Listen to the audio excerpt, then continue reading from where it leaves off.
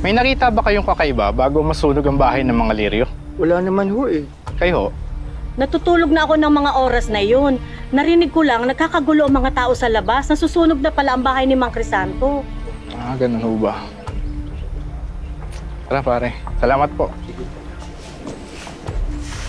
Magandang araw po. Manang, pwede ho ba kaming makahingi ng statement sa inyo? Statement? Para saan? Baka po may nakita kayong taong kahina-hinala ang kilos bago mangyari ang sunog sa bahay ng mga Lirio. Wala akong maalala eh. Wala akong nakita. Pasensya na. Sige po.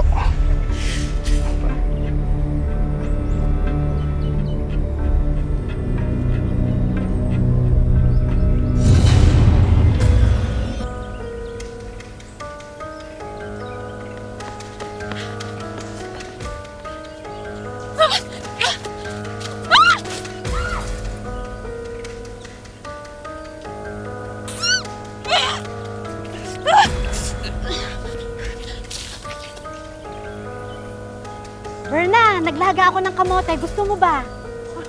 Aba, oo naman. Dali lang, tapusin ko lang to. Mamaya na yan. Sayang ang init ng pagkain.